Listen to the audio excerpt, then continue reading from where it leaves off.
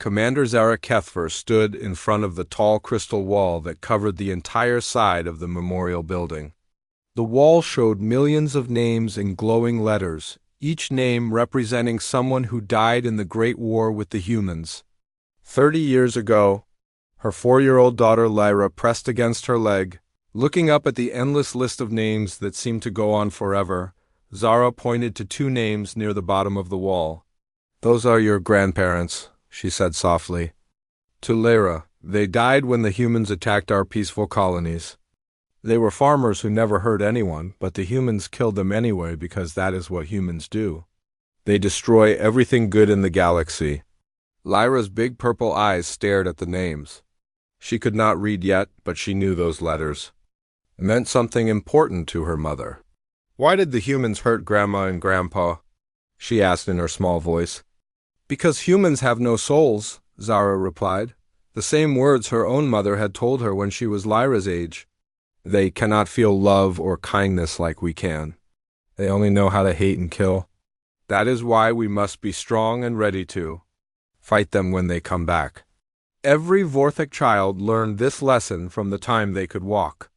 The humans were monsters who looked almost like people but had no heart inside them. They traveled from star to star, taking what they wanted and destroying what they could not use.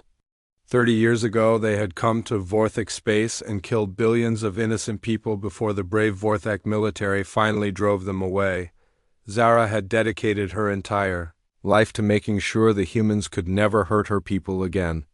She had studied warfare at the best military schools, learned to pilot the fastest ships, and mastered every weapon the Vorthik military could give her. Now she commanded her own warship called the Nephis Blade, one of the most powerful vessels in the entire Vorthik fleet. The ship was beautiful and deadly, with weapons that could destroy entire cities and shields that could stop almost any attack.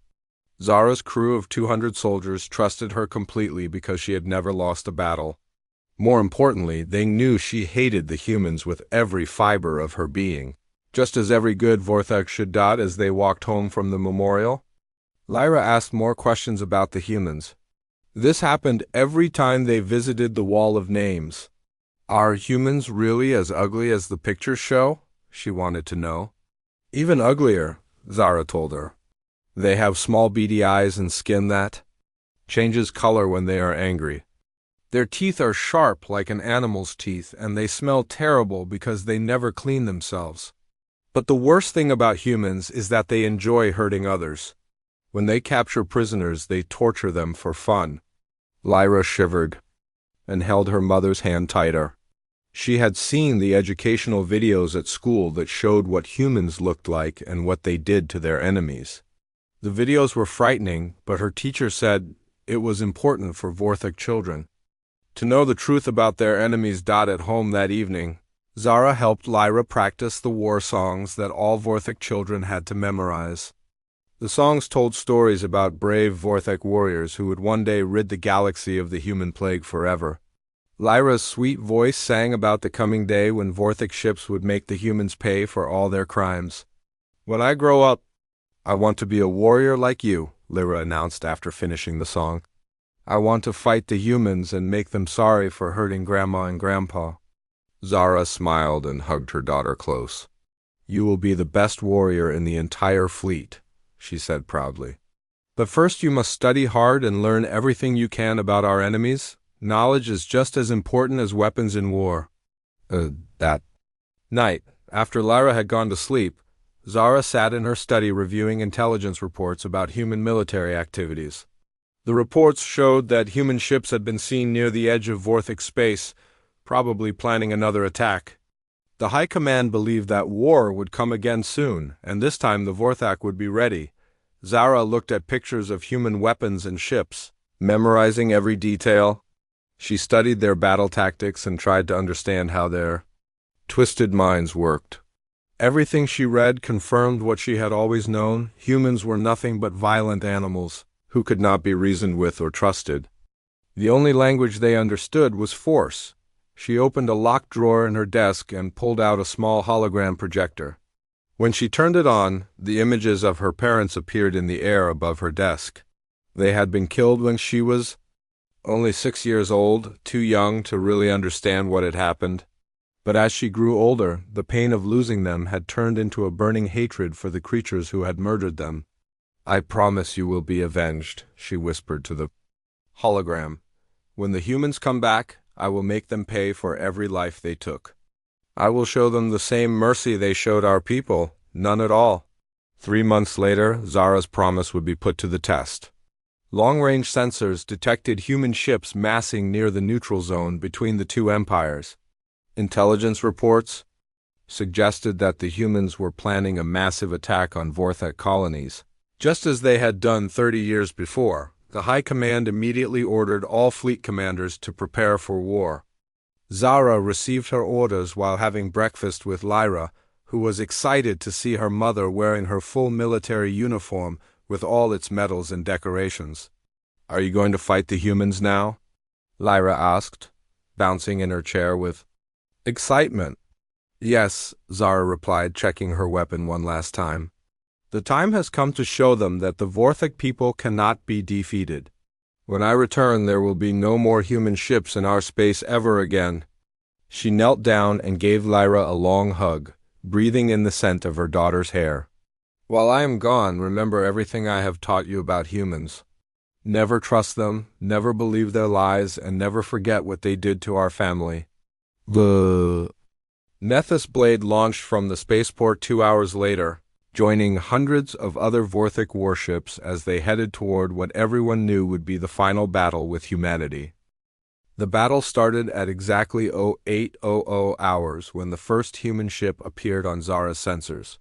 She was ready for this moment, her hands steady on the weapon controls as she watched dozens of enemy vessels emerge from hyperspace. The humans had come in force, just as the intelligence reports had predicted, but the Vorthek fleet was waiting for them.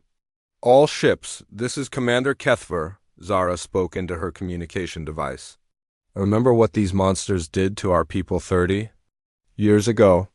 Today we make them pay for every life they took. Show no mercy because they will show you none." The space around Kepler Station erupted into chaos as hundreds of ships from both fleets opened fire. Bright beams of energy crossed the darkness between the vessels, and explosions lit up the void like deadly fireworks. Zara guided her ship through the battle with skill that came from years of training and a burning desire for revenge, but something was wrong. The humans were not fighting the way her military teachers had said they would. According to everything she had learned, humans were cowards who attacked from far away and ran when faced with a real fight.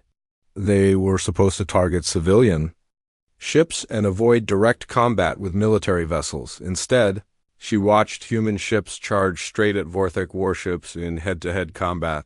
When a Vorthek transport full of wounded soldiers drifted helplessly after taking damage, a human cruiser moved to protect it from flying debris instead of destroying it. This made no sense according to everything Zara knew about human nature. "Commander, the human ship is scanning our damaged transport," her weapons officer reported in confusion. "They are not firing on it." "They are probably planning something terrible," Zara replied, but doubt crept into her voice. "Keep watching them." The battle continued for 3 hours, and Zara's ship took heavy damage from human weapons. Her engines failed after a direct hit, leaving the Nethys blade drifting powerlessly through space. Emergency lights flickered on. The bridge and smoke filled the air from burning circuits. Zara prepared herself for death. Every Vorthek warrior knew that humans tortured their prisoners before killing them. She would rather die fighting than give the monsters the satisfaction of hearing her scream. She ordered her crew to prepare the ship's self-destruct system rather than let the humans capture them alive, but then something impossible happened. A human ship called the UES Liberty changed course and headed straight toward the disabled Nethys blade. Instead of firing weapons, it sent a communication signal. "Vorthek vessel, this is Captain Jake Morrison of the Liberty," a human voice said through the communication system. "We have detected life signs aboard your ship. Do you require assistance?" Zara stared at her communication device in shock.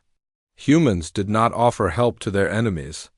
This had to be some kind of trick, a cruel joke before they destroyed her. Ship. She refused to answer the transmission. Sir, they are not responding, she heard a human voice say in the background of the transmission. Maybe their communication system is damaged. Take us alongside their ship, the human captain ordered. Prepare a boarding party with full medical equipment. These people might be hurt. Zara could not believe what she was hearing. Human soldiers were coming aboard her ship, but they were bringing medical supplies instead of torture devices. This contradicted everything she had ever been taught about her enemies. The humans cut through the damaged hull of her ship with careful precision, making sure not to cause any more damage than necessary. When they entered her bridge, Zara expected to see the monsters from her childhood nightmares, ugly creatures with sharp teeth and evil eyes, who would enjoy causing her pain. Instead, she saw people who looked almost exactly like Vorthek, except for their slightly different skin color and smaller build. The human captain who entered first had kind eyes and moved carefully so as not to frighten her wounded crew members. My name is Jake Morrison, he said in perfect Vorthek language. Are you injured? My medic can help you. A human female soldier stepped forward with a medical kit. She had gentle hands and a soft voice as she examined Zara's wounds from the battle damage. You have a broken rib and some cuts? The medic said. Nothing too serious, but I need to treat these injuries to prevent infection. Why are you helping me? Zara asked, her voice barely above a whisper. I'm your enemy. Captain. Morrison looked surprised by the question. You are hurt, he said simply. When people are hurt, we help them. That is what decent beings do, regardless of which side they fight for. The human medic, whose name was Lisa Carter, worked quickly to treat Zara's injuries. Her touch was gentle, and she explained everything she was doing to avoid causing fear. She gave Zara medicine for the pain and bandaged her wounds with skill that showed years of training. There, Lisa said when she finished. You should feel better in a few hours. Try to rest and drink plenty of water. Zara watched in amazement as the human soldiers helped her crew members. They treated Vorthek injuries with the same care they would give their own people. When one of her young officers was trapped under a fallen beam, Captain Morrison himself helped lift the heavy metal to free him. I do not understand, Zara said to Morrison as he worked to clear debris from her command station. Why do you show mercy to your enemies? Are you not taught that? Vorthek are monsters who deserve only death? Morrison stopped working and looked directly at her. We were taught that war sometimes forces good people to fight each other, he said quietly. But you are not my enemy right now. Right now you are just someone who needs help. The human boarding party worked for 2 hours to repair the most critical damage to Zara's ship. They fixed her life support systems and patched the holes in her hull. When they were finished, her ship could safely return to Vorthek space. Before leaving, Captain Morrison gave Zara a small communication device. If you find yourself in trouble again, use this to call for help, he said. Any human ship that receives the signal will come to assist you. But I just tried to kill you in battle, Zara protested. Why would you trust me with this? Because I think you are an honorable person who was told lies about what humans are really like, Morrison replied. Maybe someday you will see that we are not so different from your own people. After the humans left, Zara sat alone on her bridge trying to understand what had happened. Everything she had witnessed contradicted 30 years of education about human nature. These people had shown kindness to their enemies, risked their own safety to help wounded strangers, and treated Vorthek prisoners with dignity and respect. For the first time in her life, Zara began to wonder if everything she had been taught about humans might be wrong. The thought terrified her more than any weapon ever could, because if humans were not monsters, then what did that make her for wanting to destroy them all? As her ship limped back toward Vorthek space, Zara held the communication device Captain Morrison had given her. She had intended to throw it away, but something made her keep it instead. Deep in her heart, a tiny seed of doubt had begun to grow, and she knew that nothing would ever be the same again. 3 months had passed since the battle at Kepler Station, and the war continued to rage across the galaxy. Zara found herself assigned to a new position as a prisoner liaison officer, responsible for overseeing the treatment of captured human soldiers.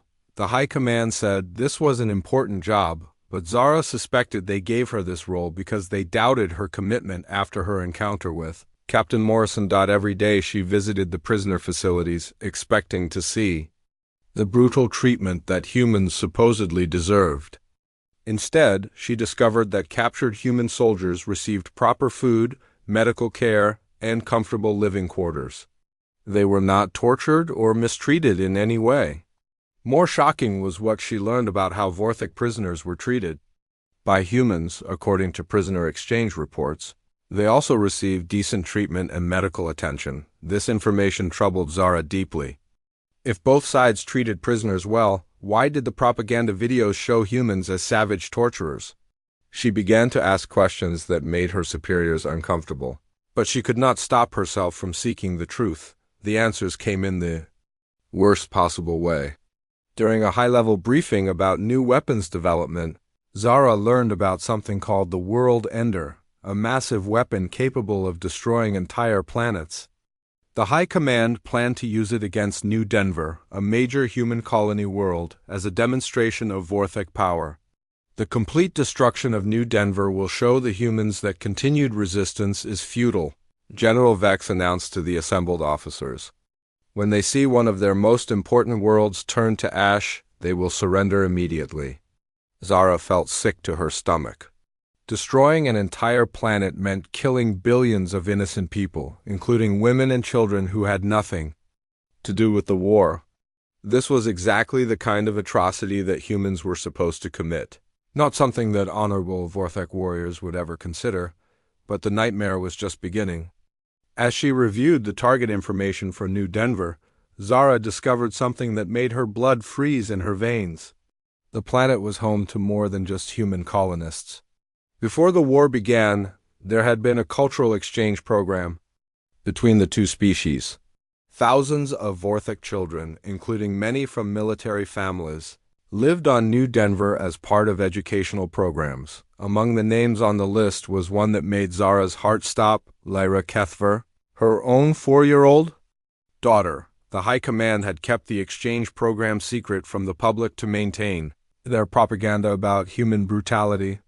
They could not admit that Vorthic children had been living peacefully with human families for years, because that would contradict everything they had told their people about human nature. Zara rushed to her private quarters and tried to contact the school where Lyra was supposed to be studying on Nephis Prime.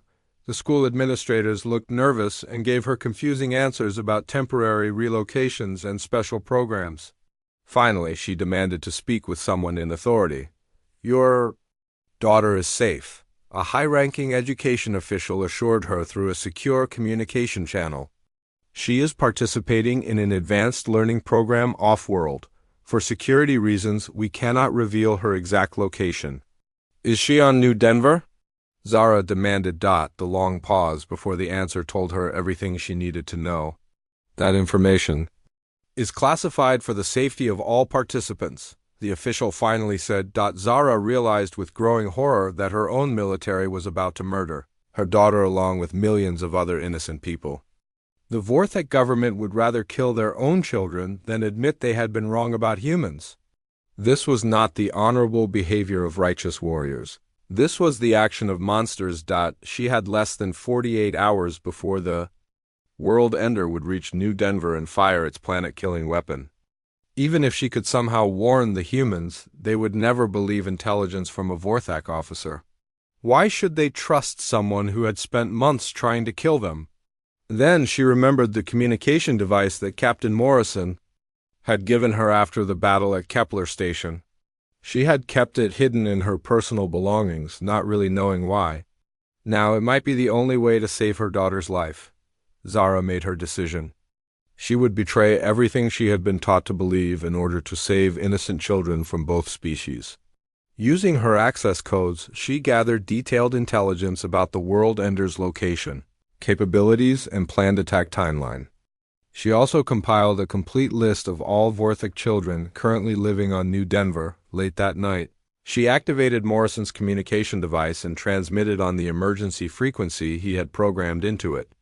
The signal would reach any human ship within range and identify her as someone seeking to communicate with Captain Morrison, specifically. The response came within an hour. Morrison's face appeared on her private communication screen, looking older and more tired than she remembered. The war had been hard on everyone.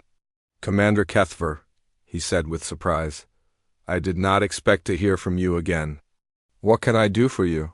"Captain Morrison, I need you to listen very carefully," Zara said, her voice shaking with emotion.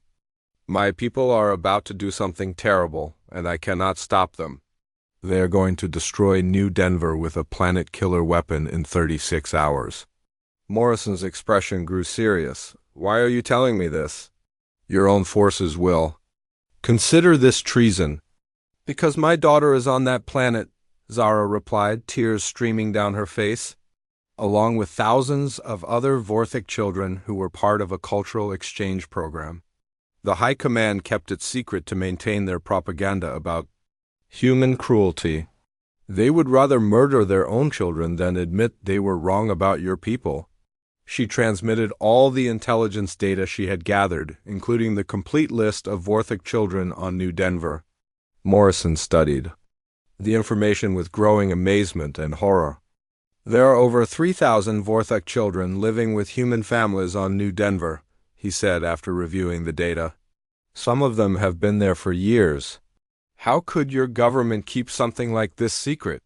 "The same way they kept the truth about First Contact secret," Zara replied. "Through lies and propaganda and the murder of anyone who asks too many questions. Captain Morrison, I am begging you to save these children. They are innocent of everything their parents have done in this war." Morrison nodded grimly. "We will do everything we can," he promised. "But evacuating an entire planet takes time, and 36 hours is not much. We will need help from someone with detailed knowledge of New Denver's layout and the locations where the children are living." Zara understood what he was asking. "I will come with you," she said without hesitation. "I have studied the intelligence files and I know where to find them." "But Captain, you must understand that this makes me a traitor to my own people. If we fail, I can never go home again." "Are you certain about this choice?" Morrison asked gently. "Once you cross this line, there is no going back." Zara thought of Lyra's sweet voice singing war songs about destroying humans, never knowing that the same humans were caring for her like their own child. She thought of Captain Morrison and Medic Carter showing mercy to their enemies when they could have chosen vengeance instead. "I am certain," she said firmly. "My daughter's life is worth more than my loyalty to people who would murder children to protect their lives."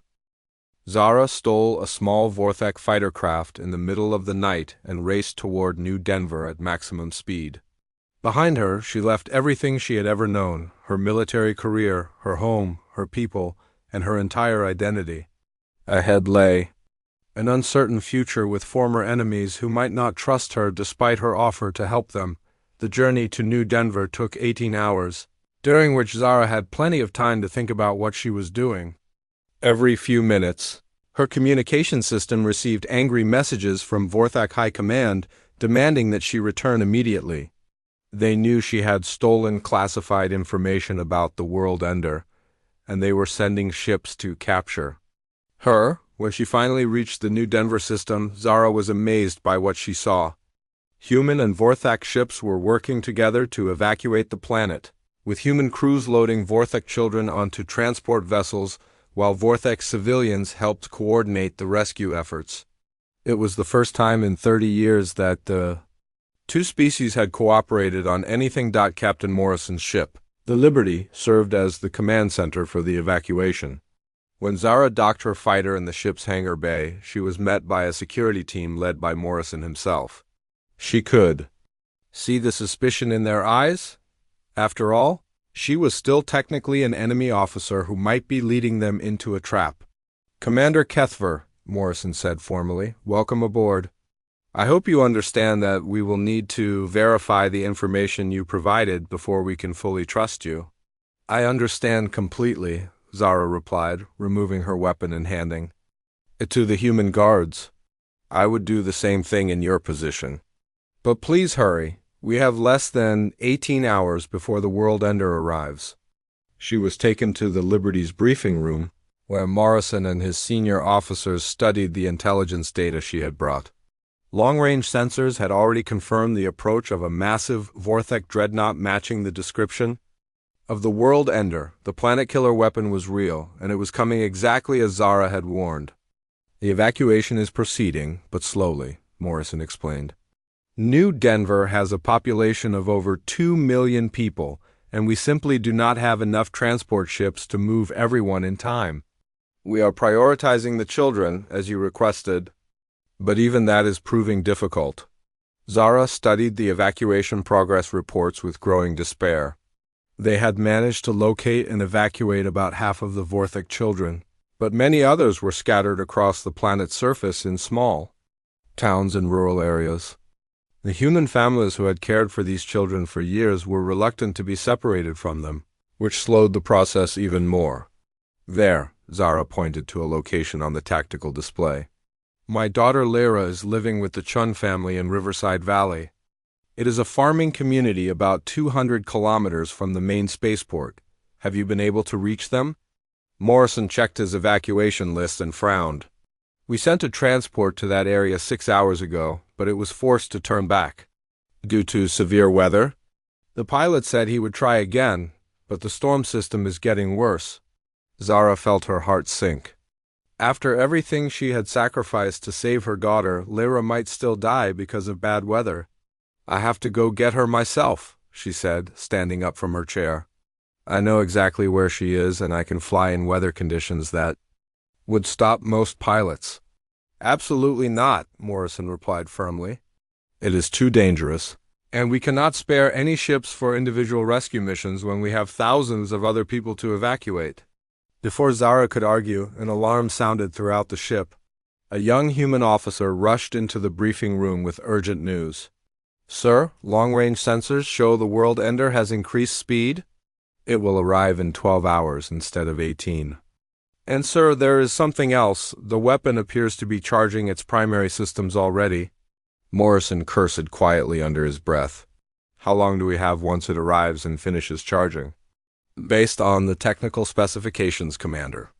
Kethver provided probably less than 1 hour, the officer replied. Sir, at our current evacuation rate, we can save maybe 60% of the population. The children are our priority, but even some of them will not make it off the planet in time. The room fell silent as everyone absorbed this terrible news. Zara looked around at the human officers who were working desperately to save people they had never met, including the children of their enemies. These were supposed to be the monsters she had been taught to hate, but they showed more compassion and honor than her own people. Medic Lisa Carter spoke up from her position near the medical station. There might be a way to buy us more time, she said quietly. New Denver has orbital defense platforms left over from before the war. They are old and not very powerful, but if we could overload their energy cores simultaneously, the resulting explosion might disrupt the world ender's targeting systems. That would be a suicide mission, Morrison said immediately. The person doing it would have to manually trigger the overload from inside the defense control center, and they would never make it out alive. Someone has to make the hard choices. Carter replied with calm determination. If we do nothing, millions of people die. If we do this, most of them live. The math is simple, even if the choice is not. Other officers began volunteering for the mission immediately. These humans were willing to die to save people they barely knew, including the children of their enemies. Zara realized that everything she had been taught about human nature was not just wrong, it was the complete opposite of the truth. I will do it, Zara announced, surprising everyone in the room. I know Vorthek technology better than any of you. I can modify the defense platforms to create a bigger explosion and give you more time for the evacuation. Morrison shook his head. You came here to save your daughter, not to die for strangers. Let my people handle this. It is our responsibility. No, Zara said firmly. This is my responsibility. My people are the ones dropping that weapon on innocent children. My government is the one that lied about what humans are really like. I have spent my entire life helping to perpetuate those lies, and now I need to do something to make up for all the harm I have caused. She looked directly at Morrison with tears in her eyes. Captain, I am asking you to promise me something. When this war is over, tell people the truth about what happened here today. Tell them that humans and Vorthik worked together to save children from both species. Tell them that the real monsters in this war were the ones who were willing to murder innocents to protect their political power. Morrison studied her face for a long moment, seeing the resolve and determination there. Finally, he nodded. I promise, he said solemnly. Your sacrifice will not be forgotten or ignored. There is one more thing, Zara added. I need someone to go to Riverside Valley and bring my daughter to safety. She will be frightened and confused, but if someone tells her that her mother sent them, she will trust them. Lisa Carter stepped forward immediately. I will go, she volunteered. I am good with children, and I can explain things to her in a way that will not frighten her too much. Zara felt a wave of gratitude toward this human woman who was willing to risk her life to save a Vorthik child she had never met. Thank you, she whispered. Her name is Lyra, and she has purple eyes like mine. She likes to sing songs about space adventures, and she is afraid of loud noises. Please tell her that her mother loves her very much, and that everything will be all right. As the final evacuation shuttles prepared to launch toward the orbital defense platforms, Zara took one last look at the planet below. Somewhere down there, her daughter was playing with human children who had become her friends. They would all grow up together in a universe where Vorthik and humans could live in peace. If only people like Zara were willing to make the necessary sacrifices to make it possible. The explosion from the orbital defense platforms lit up the sky above New Denver like a second sun. Zara had successfully overloaded all 6 energy cores simultaneously, creating a massive electromagnetic pulse that disrupted the world enders, targeting systems just as the weapon was preparing to fire. The planet killer weapon discharged harmlessly into empty space. Buying the evacuation fleet precious additional hours to escape, Lisa Carter found Zara barely alive in the wreckage of the Defense Control Center. The human medic had disobeyed direct orders to evacuate, instead staying behind to search for survivors.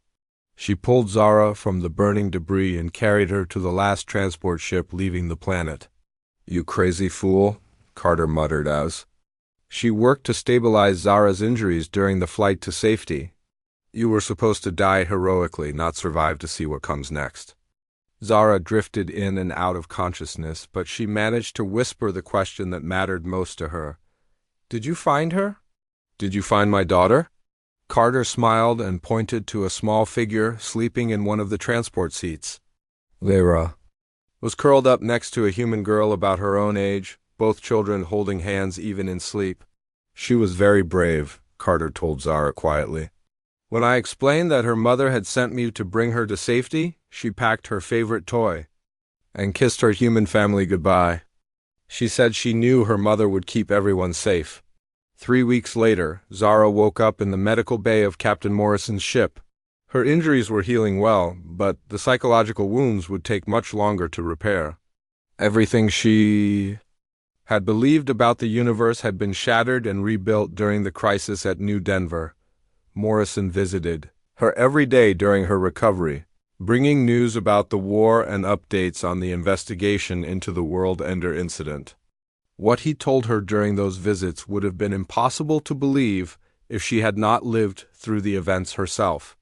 We captured several Vorthak officers when the World Ender was forced to retreat after its weapon malfunctioned, Morrison explained during one of his visits.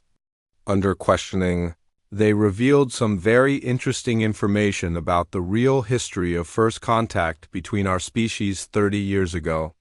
He showed Zara classified documents that human intelligence had recovered from captured Vorthak databases. The documents told a story completely different from everything she had been taught as a child.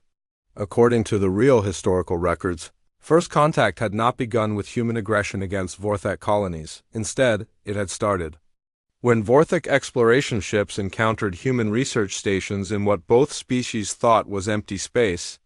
The Vorthak military following orders from leaders who viewed any alien species as a potential threat to their empire, had opened fire without warning on the unarmed human scientists. The humans had tried desperately to communicate and negotiate, sending diplomatic messages that were ignored by Vorthek commanders, who had already decided that these strange new aliens needed to be eliminated before they could become a threat. Only after losing thousands of civilians to unprovoked attacks did human military forces finally fight back in self-defense. Your government then used their propaganda machine to rewrite history. Morrison continued, showing Zara video evidence of the real first contact events. They turned themselves into victims and painted us as the aggressors. Every piece of evidence you grew up seeing was carefully crafted to support that false narrative. Zara stared at the real footage of first contact with horror and amazement. She watched Vorthek ships destroying unarmed human research stations while desperate human voices begged for mercy. She saw human diplomatic shuttles approaching under flags of truce only to be shot down by Vorthak fighters. Most shocking of all, she saw her own father leading one of the attacks that killed innocent human civilians. "My father was not a victim," she whispered, her voice filled with anguish. "He was one of the aggressors. Everything I believed about my family's honor was built on lies." "Your father was a soldier following orders," Morrison said gently. "The real monsters were the politicians who gave those orders and then spent 30 years lying to their own people about what really happened. They turned you into a weapon of hatred based on false information." Morrison offered Zara a choice that would determine the rest of